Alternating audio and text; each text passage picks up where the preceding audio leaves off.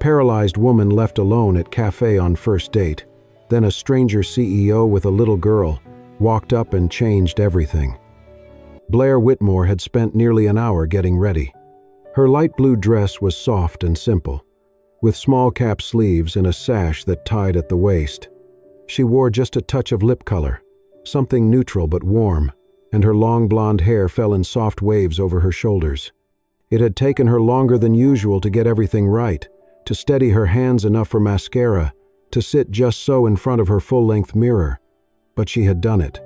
She had let herself feel something close to hope. It was her first date in nearly 2 years. The cafe was small, tucked between a bookstore and a florist in downtown Portland, with ivy curling along the windows and the smell of cinnamon and coffee thick in the air. Blair wheeled herself through the front door 10 minutes early, her heart pounding beneath her dress, and chose a table near the window. She adjusted her posture, placing her hands gently in her lap, and glanced at her phone again. He was late. Only by 5 minutes, then 10. She kept smiling, even when her hands began to feel cold. Finally, a man walked in. Tall, neatly dressed in a button-up and dark jeans, with a watch that gleamed under the cafe's lights. He looked around briefly before his eyes landed on her. Blair smiled, raising a hand slightly. He stopped. His eyes dropped from her face to the chair she was seated in, her wheelchair, then back up again, as if he needed to confirm what he was seeing. His jaw tensed, his entire posture shifting from casual to visibly uncomfortable. "Are you Blair?" he asked, not sitting down. "Yes," she said, her voice calm despite the tremor in her fingers. "It's nice to meet you." He blinked, then said, not quietly, "I thought you could walk. This is a lie." Blair's breath caught. Several heads turned. The barista behind the counter froze mid-pour. A couple at the next table went silent. She opened her mouth to respond, but nothing came out. Her cheeks flushed with heat, but she kept her back straight. I never lied," she managed, her voice low. "It's in my profile. I just thought—" "No," he said sharply, waving a hand. "This is not what I signed up for." He laughed once, dry and bitter, then shook his head. "I cannot believe this. You should have said something. This is misleading." Blair's throat tightened. "I'm not broken," she whispered. But he was already reaching for his wallet. He threw a $10 bill onto the table like it would cover the damage, muttered, "I'm not doing this," and walked out, leaving her sitting there, alone. Silence fell. Blair stared down at her hands in her lap, willing them to stop trembling. Her spine felt stiff, cold. She kept her face still, her eyes dry, refusing to let herself cry, not here, not in front of strangers. She adjusted her position, lifted her chin, and tried to breathe. And then a soft voice broke the silence. "Daddy, why is that lady sad?" Blair looked up, startled. A little girl stood a few feet away, wearing a pink dress with white flowers and sparkly sneakers. Her curls were golden, bouncing as she shifted her weight from one foot to the other. In her arms, she held a stuffed animal, something between a bunny and a unicorn. A man crouched beside her, tall and broad-shouldered in a dark coat. His hair was chestnut brown with just a hint of gray at the temples, his eyes steady and kind. He followed his daughter's gaze toward Blair. The girl tugged on his sleeve again. "Can we help her?" Blair felt her breath hitch. The man stood, offering Blair a gentle smile as he stepped toward her table. His voice was warm but not intrusive. "Do you mind some company?" he asked softly. "Rosie's pretty good at cheering people up." Blair looked at the man, then at the little girl, Rosie, who now smiled shyly and waved. For a moment, she could not speak. But the weight in her chest, the humiliation still raw from only minutes ago, began to ease just slightly. She nodded. "Sure," she said quietly. "I'd like that." Rosie climbed up onto the chair opposite Blair without hesitation, her tiny legs swinging as she scooted close to the table. She placed her stuffed unicorn on the seat beside her, then rummaged in her small glittery backpack and pulled out a sheet of stickers. "These are my sparkle stars," she announced.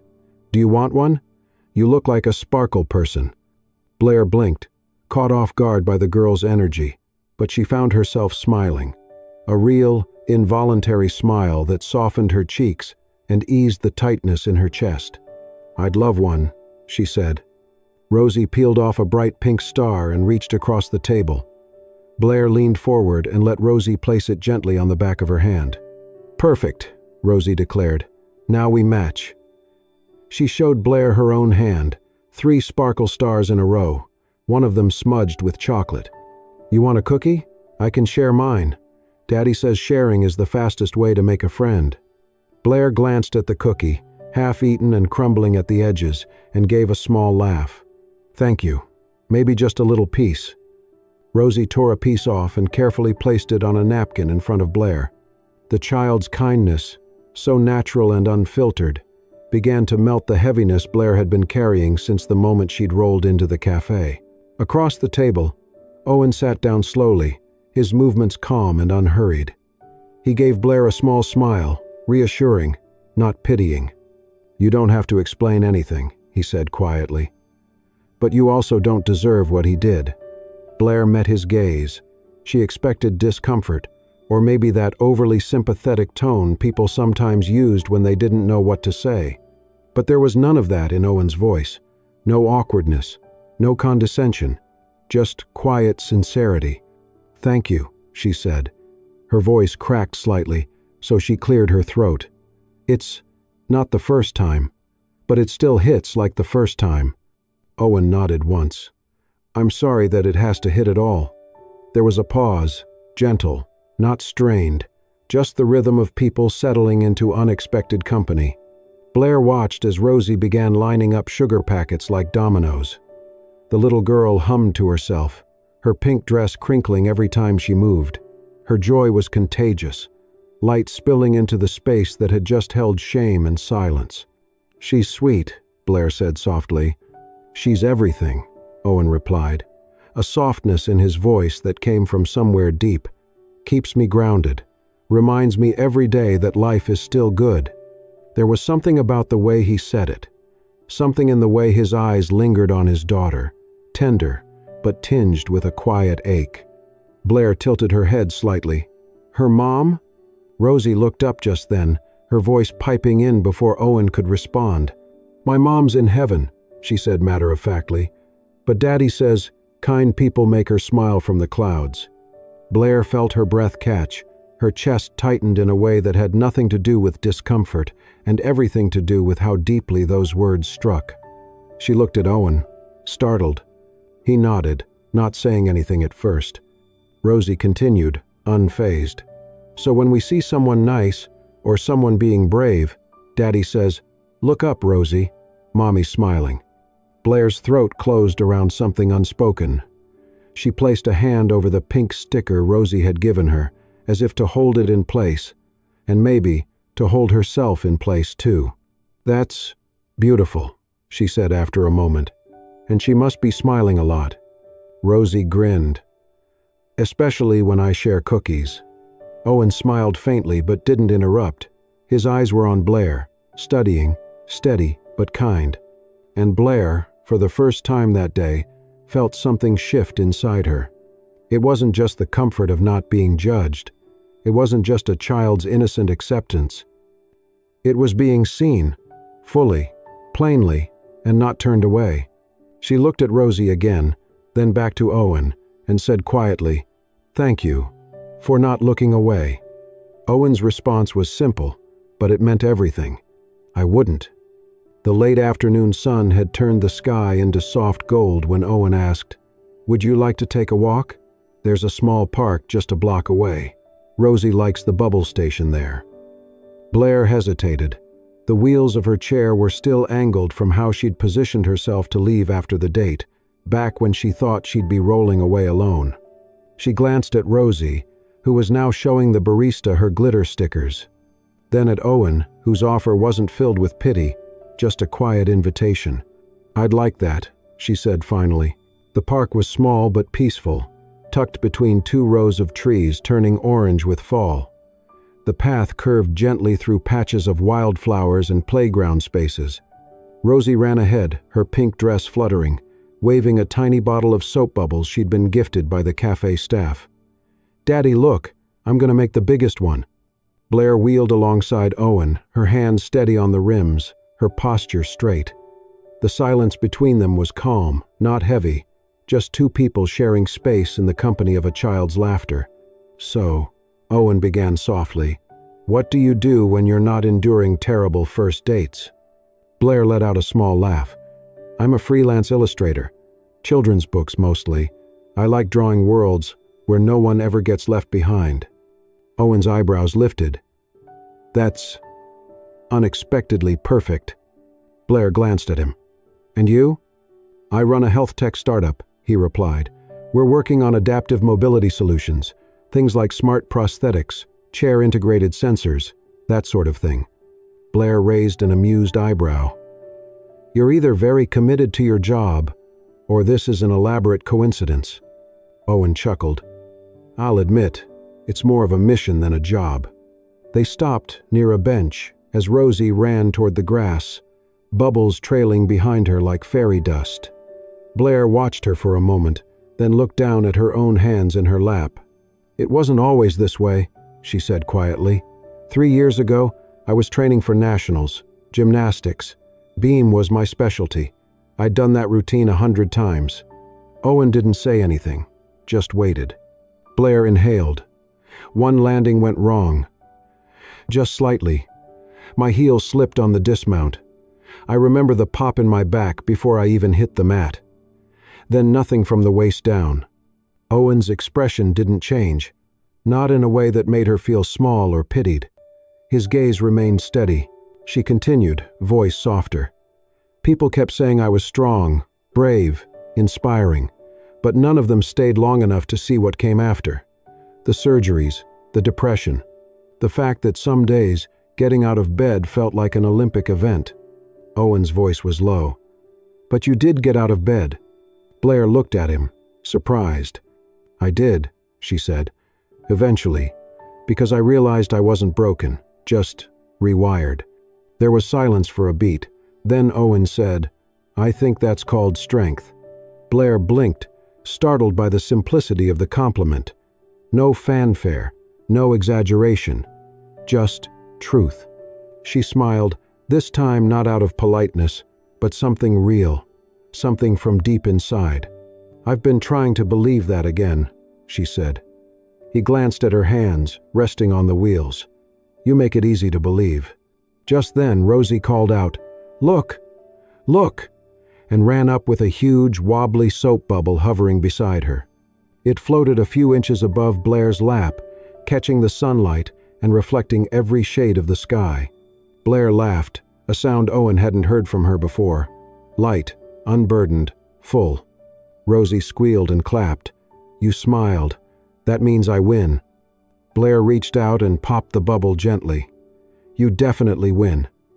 Owen stood beside her, watching them both. And for the first time since the accident, Blair realized she didn't feel like someone needing to be rescued. She just felt seen. The cafe had become their quiet meeting place. It wasn't planned, just a natural rhythm that formed after a few shared walks and unhurried conversations. Every few days, Blair would receive a text from Owen. "Café at 4? Rosie insists the hot chocolate here is magic." And somehow, Blair always said yes. This time, Rosie was with her grandmother, giving Blair and Owen an unexpected pocket of time.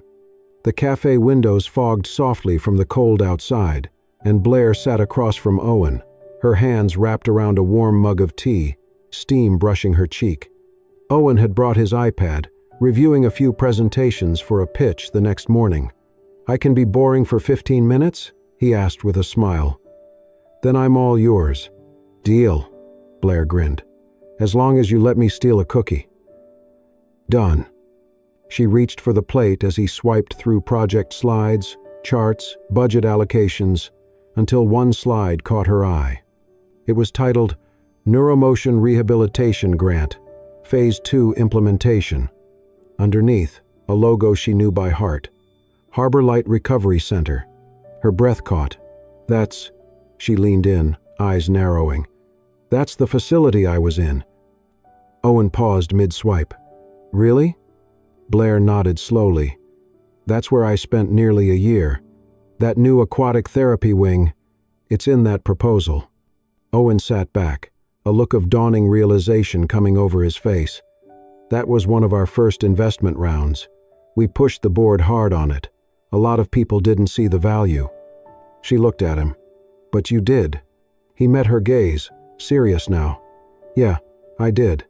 There was a quiet moment, something thick in the air between them. Not tension, but the gravity of something important. Blair asked gently, "Did you know I was there? Back then?" Owen shook his head, his voice quiet. "No, I didn't." A pause. "But I'm glad you were." Blair looked down, then smiled softly. "That place, it changed everything. Without the underwater treadmill, I would have never regained core balance. I couldn't sit without a harness for 6 months, and then one day, I didn't need it anymore." She looked up at him again, her eyes shining. "That wing gave me hope." Owen exhaled, leaning forward. "That's why we do it. That's what it's supposed to be about. Not just margins and market impact, but stories like yours. People like you." "I never thought I'd meet the man behind the check," she said lightly, but something about the words stuck in the air. "And I never thought I'd share a cookie with someone whose life I accidentally helped rebuild."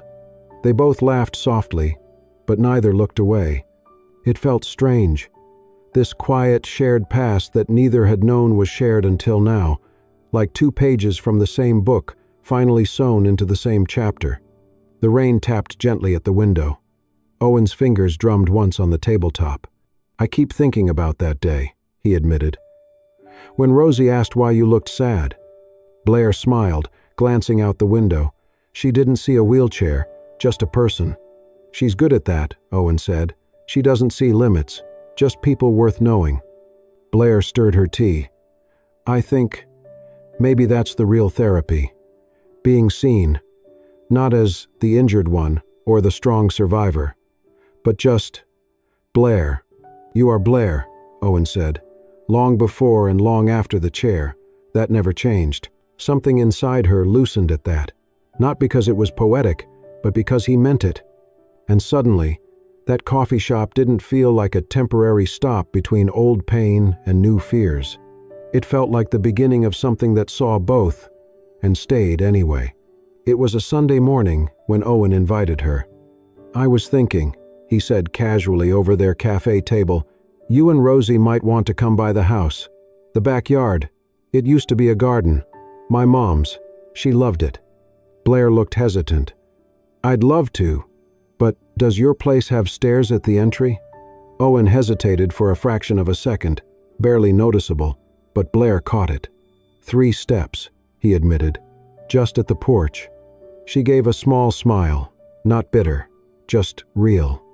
"I can't do steps, not without help. Most homes weren't built with people like me in mind." "I get it," he said quickly. "Another time, then." She nodded politely, but something in her eyes dimmed. He saw it, and he didn't like it. That night, Owen couldn't sleep. The image of her smile, bright, but pulled just a little too tight, wouldn't leave him. Around midnight, he made a few calls, messaged a friend who did custom woodworking, and cleared his morning. By dawn, a simple wooden ramp, smooth, sturdy, and just wide enough, sat waiting against the front steps of his porch. It wasn't fancy. It wasn't permanent. But it was a welcome.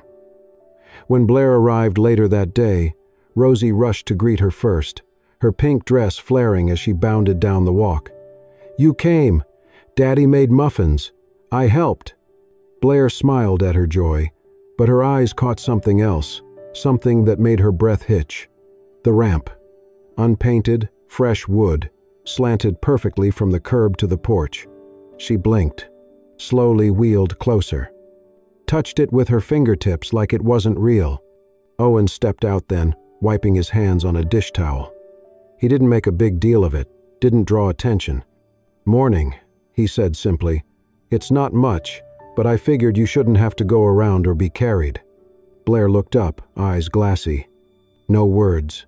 Just a long, quiet look, like he'd just touched something no one had before. "Thank you," she whispered, voice thick. Owen shrugged, voice low. "It's your Sunday too. You deserve to come through the front door." The backyard was bathed in soft gold light, late morning sun streaming through old maple branches. The garden had grown wild since his mother passed, lilies tangled with weeds, rose bushes reaching in every direction, but something about the chaos was beautiful, alive. Blair rolled over the stone path Owen had widened just that morning. Her wheels crunched lightly over fallen petals. Rosie darted ahead, spinning in circles near a forgotten patch of lavender. "This place," Blair whispered. "It's like a secret, a quiet one. My mom used to say," Owen said, stepping beside her, "that every flower is a second chance." Blair smiled at that, her fingers brushing the edge of a bloom. Just then, Rosie appeared with a small clay pot in her hands. Inside, a bright purple pansy swaying gently. She walked straight to Blair, placed it gently into her lap, and beamed. "This flower needs you," she said with perfect seriousness. "Like we do." Blair froze. Owen watched her closely as her hands tightened slightly around the pot. She looked down at the little plant, and for a moment, nothing moved. Then, her voice broke. "You're something else, Rosie." Rosie grinned. "I know." They sat for a while, Blair in the sun-dappled shade, Rosie tugging at Owen's sleeve, asking for more muffins, more flowers, more everything. And Blair? She didn't just feel welcome. She felt rooted. Like maybe, just maybe, she wasn't the one being given a second chance. Maybe she was one. Blair had worked for months to prepare the gallery. Each painting was a piece of her, layers of color that masked years of pain, recovery, and rediscovery. Abstract bursts of movement, bold strokes, quiet grief, captured in oils and acrylics. The exhibition was titled Rewritten because that was what she'd had to do with her life. That night, the gallery was full. Warm lighting glowed across white walls. Strings of jazz floated in the background. Owen arrived with Rosie, who wore a velvet pink dress and immediately declared the buffet table the best part of grown-up events. Blair greeted them with a radiant smile. Her blonde hair was braided to one side, eyes lit up not with nerves, but pride.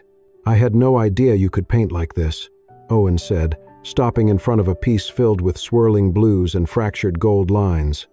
"I couldn't," she said. "Not until after the chair. Does it help?" She nodded. "It lets me move. In a different way." For a while, everything was perfect. Blair glided between conversations, gracious and poised. Owen stood nearby, keeping Rosie in line, and occasionally stealing glances at her, the way she laughed now, unguarded, like someone learning to breathe again. Until it happened. Two women in cocktail dresses were standing near one of Blair's larger canvases. Owen wasn't eavesdropping, he just heard the words as he passed to get Rosie more juice. "That's sweet," one woman said, her voice laced with patronizing charm, giving her a purpose again. Men like that always need a little redemption project. Owen froze. He turned slowly, only to see Blair, not far behind them, having heard the exact same thing. Her expression didn't change immediately. But her eyes, those open, expressive eyes, closed off. Her spine straightened, her hands tightened against her wheels. She turned and rolled away from the group, her shoulders drawn tight like armor. Owen followed. "Blair." "I'm fine," she said flatly. They stepped out onto the gallery's back terrace. It was quiet out here, just the sounds of the city echoing in the distance. Blair stared out at the skyline. "I've heard worse," she added. Still, they didn't know what they were talking about. She turned to look at him. "Didn't they?" That caught him. "Blair, you don't have to explain," she cut in. "I know I'm a lot, a story, a symbol. People love symbols. I don't see you as a symbol. I know. You're kind, Owen. You and Rosie, you came into my life when I least expected it. But sometimes I wonder." She swallowed. Her voice was quiet. I wonder if this is about me, or about what I make you feel. Useful, good." The words hung between them like smoke. Owen didn't know how to answer, because a small part of him had felt that, like helping Blair somehow helped himself, like showing up made him a better man.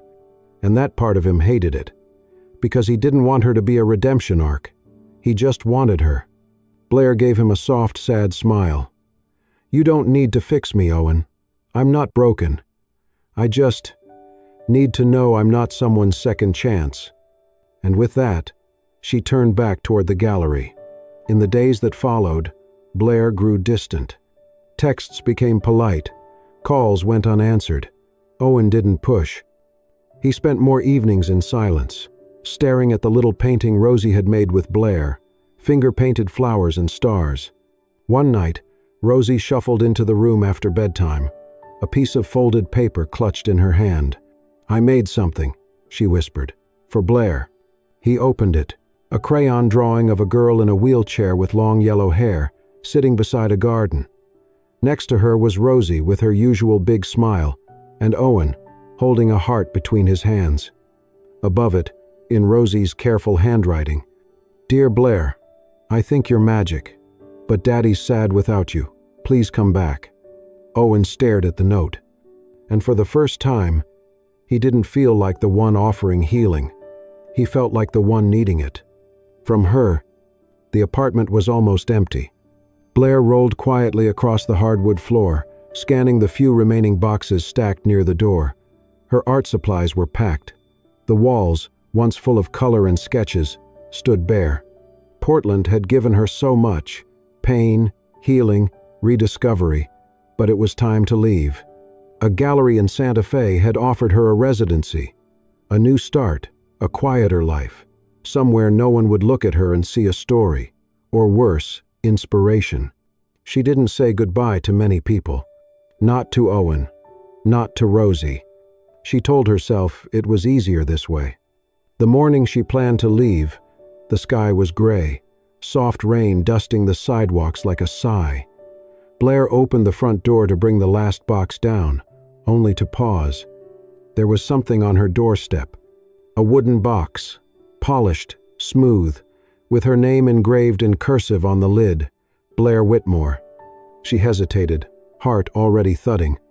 Inside, she found a stack of beautifully bound books, children's books, illustrated, and they were hers. Her characters, her drawings, her stories, ones she'd scribbled in notebooks and hidden away.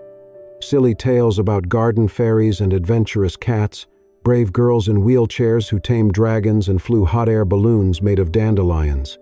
But now, printed, colored, real. There was a small envelope tucked beside the books. She opened it with trembling fingers. Inside, a handwritten note. "Blair, I found the sketches in the folder you left behind. They weren't unfinished. They were waiting to become something more. I showed them to our children's publishing team. They fell in love. We printed a small run. Rosie insisted on reading every one before bed, twice, sometimes 3 times. She thinks the dragon in The Girl with Wheels and Wings is me. I think she's right. You didn't just inspire me, Blair. You inspired a world I didn't know I needed. Please, don't leave it. Owen." Blair didn't realize she was crying until her tears dotted the edge of the paper. She held the note close, pressing it to her chest like it could steady the pounding in her heart. She hadn't been trying to leave him, or Rosie, but maybe she'd been running from a fear too big to name. That night, under a quilt of silence, Blair sat by her window. She traced the spine of one of the printed books, flipping slowly through the pages. Her own drawings looked back at her, bold and alive. At 11:07 p.m., she picked up the phone. When Owen answered, his voice was soft, cautious. "Blair?" She didn't speak at first, just listened to the way he said her name, like it meant something. Finally, she said, quietly but clearly, "You didn't fix me." Owen didn't answer. "You didn't try to rescue me, or pity me. You never once looked at me like I was broken." Her throat tightened. "You made me feel whole, Owen." And that's different. There was silence. Then his voice, low, rough, honest. I miss you. I miss you too. I don't care where you live, he added. I don't care what city you paint in or how far you roll. Just tell me there's still a place for us somewhere in your story. Blair closed her eyes. I think, she whispered, I think the next page starts here. The gallery was buzzing with warmth and light. Outside, families gathered, children clutching colorful books, their eyes wide with wonder. Inside, along the pristine white walls, Blair Whitmore's world had come alive, pages from her picture books framed like windows into magic. Brave girls in wheelchairs flew with butterflies. Forests danced with light. The dragons had names. The endings were soft and bright. Owen Callahan stood just outside the front window, holding Rosie's hand. The little girl, now 6, wore her favorite pink dress and sparkly shoes. She was practically bouncing. Is she nervous? Rosie asked, peeking in through the glass. Maybe a little, Owen said, kneeling beside her. Big nights can feel a little scary, but I think she's also really proud. Rosie grinned. Can I go see her now? Let's give her one more minute. But before Owen could finish the sentence, the front doors opened, and there she was. Blair. She wore a soft cream dress and a scarf with tiny watercolor birds printed on it. Her long blonde hair was pinned half up, a hint of shimmer near her eyes. Her chair had a tiny flower tucked into the side wheel, probably Rosie's doing. The moment her eyes landed on them, her entire face lit up.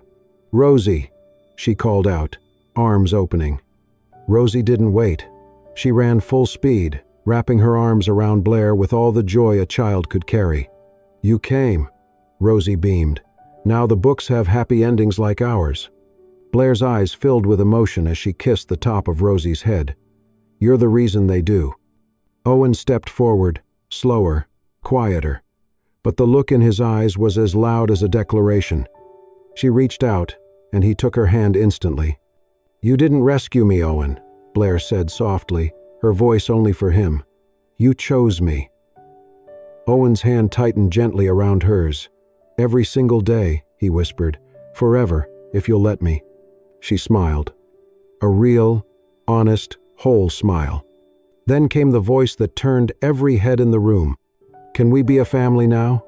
Rosie asked, clear and proud, standing tall in the center of the gallery. Like in the books? There was a ripple of laughter, a few soft gasps. Blair's cheeks flushed, but she didn't look away. She looked at Owen. He nodded, heart in his throat. And she nodded back. Applause broke out, gentle, warm, celebratory. Not for a woman in a wheelchair, not for a single dad with a past, but for a family, imperfect, unexpected, beautiful. Later, when the crowd thinned and the lights dimmed, the three of them sat on the gallery floor, sharing a cupcake Rosie had insisted on saving. Owen leaned his shoulder gently against Blair's. She looked down at Rosie, now leaning drowsily against her leg. I used to think I lost everything in that accident, Blair murmured. But maybe I was just finding my way to you. Owen kissed her hair. And Rosie, half asleep, mumbled, best book ever. And it was. Because in this story, no one had to be rescued. They simply had to be seen, chosen, loved. Together, they were whole. If this story touched your heart, don't forget to subscribe to Soul-Stirring Stories for more powerful, emotional journeys just like this one. Hit that hype button to support our storytellers, and share this video with someone who needs a reminder. Love doesn't fix you. It sees you, chooses you, and stays. Because sometimes, the most broken moments lead to the most beautiful beginnings. And sometimes, family is simply the people who choose to stay. Thanks for being here. We'll see you in the next story.